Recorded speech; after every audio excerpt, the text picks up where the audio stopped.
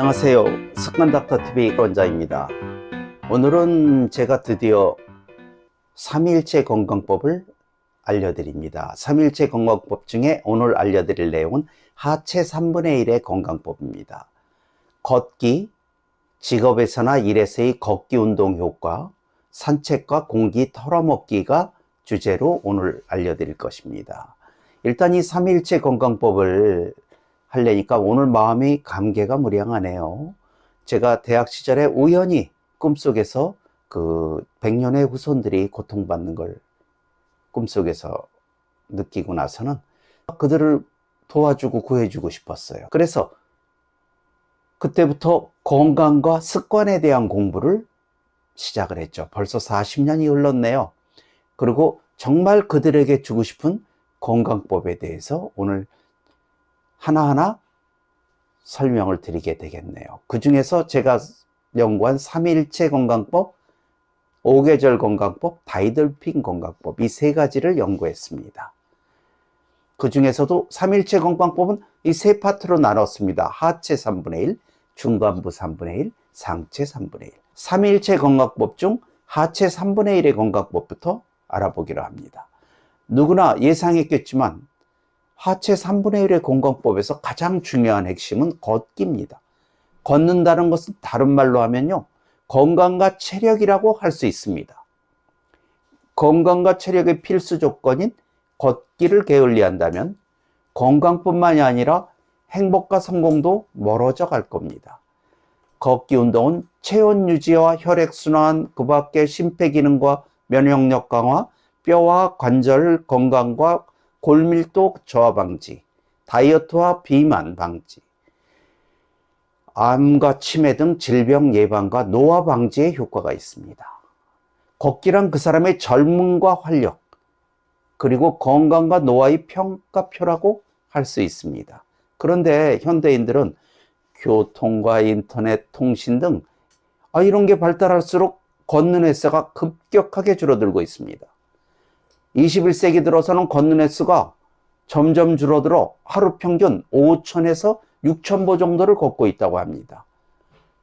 그런데 100년 전에는 18,000보에서 2만 보였고 50년 전에는 10,000에서 12,000보 정도였다고 합니다.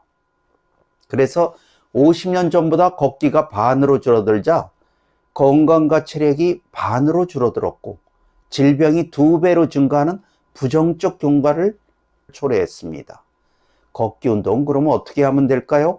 걷기 운동은 일주일에 3회 이상 30-40분 정도 즐겁게 걸으면 됩니다. 항상 가슴과 목을 이렇게 바르게, 몸을 바르게 펴고 전후좌우로 기울어지지 않게 하고 바른 자세로 즐겁게 걸어야 효과가 높습니다. 자, 여기서 느끼셨겠지만 중요한 것은 즐거운 마음과 웃음과 미소는 모든 것을 긍정으로 전환시키고 그 효과를 몇 배로 증진시키는 위대한 신의 선물이라는 것을 기억해 두어야 합니다. 결국 삶의 어느 곳이든 즐거운 웃음과 미소가 없다면 건강, 행복, 성공의 꿈도 멀어지게 된다는 의미입니다. 그러면 평소 걷거나 일상에서 몸의 중심축이 기울어져 있다면 건강과 체력보다는 질병과 피로가 쌓이게 될 것입니다.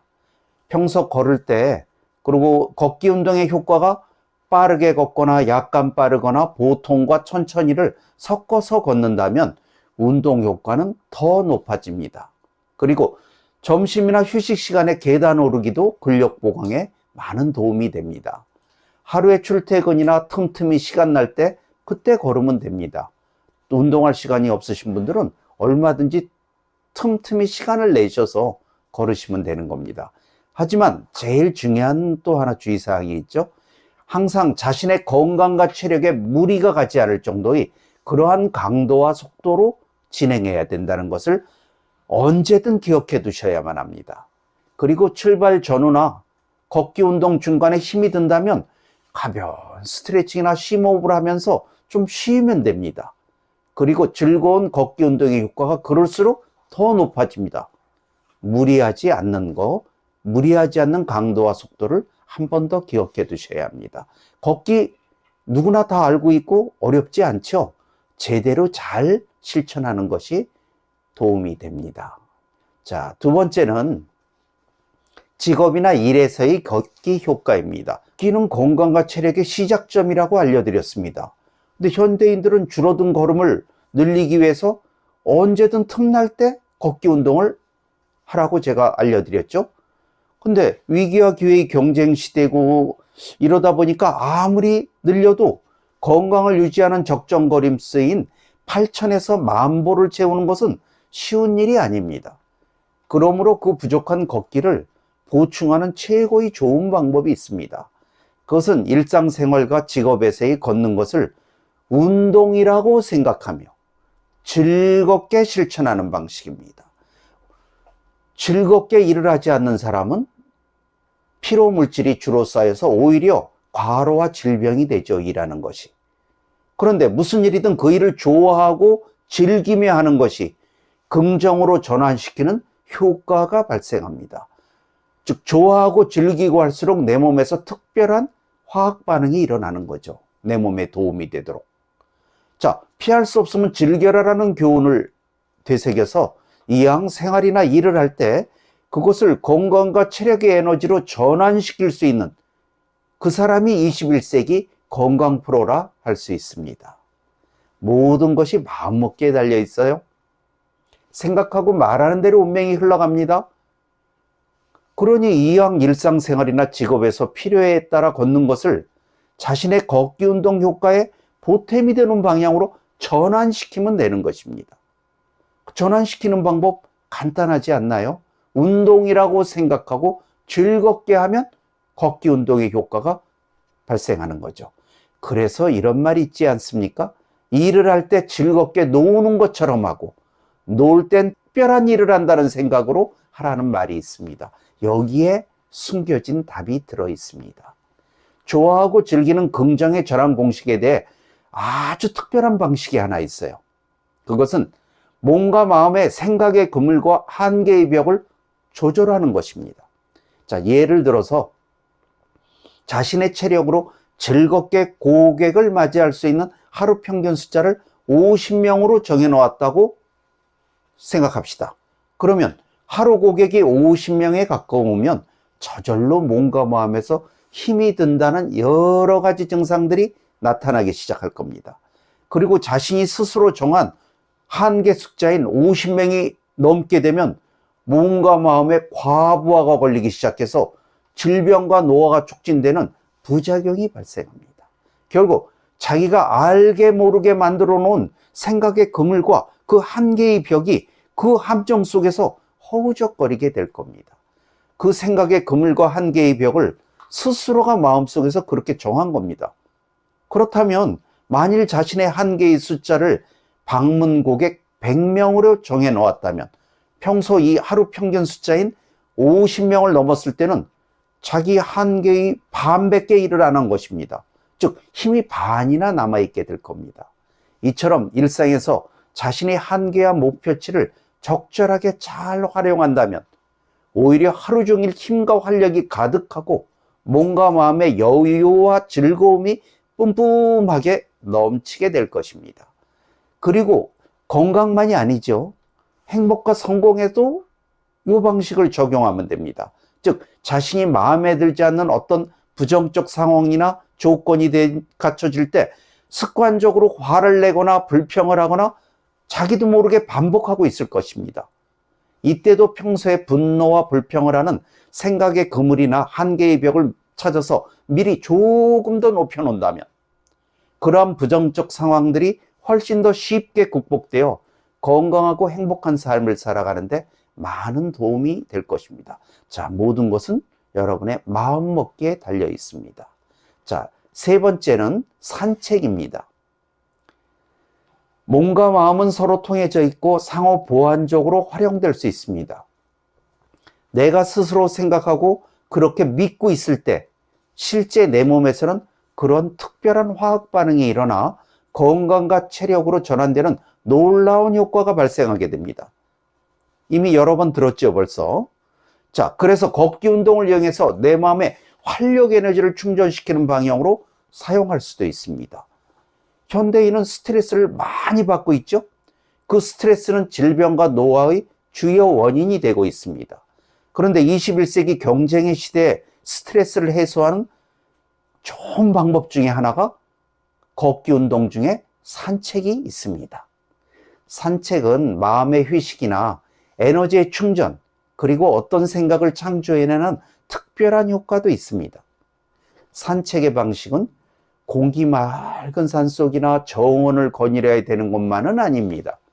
집에서 방안을 왔다 갔다 천천히 하면서도 산책이라고 생각하면 어느 곳이든 산책의 효과가 날 수 있습니다. 실제로도 우주에서 가장 아름다운 지구별의 한 편을 걷는다는 마음으로 걸으면 모든 것이 지구별의 아름다운 정원으로 바뀌게 될 것입니다. 산책을 할 때는 천천히 여유 있게 즐기는 마음으로 근심 걱정 다 내려놓고 걷는 그 순간만을 만끽한다는 기분으로 걷는 것입니다. 산책의 첫 번째 포인트, 스스로 마음의 휴식과 재충전을 시키는 그러한 고마운 산책이라고 생각하는 것이 가장 중요합니다.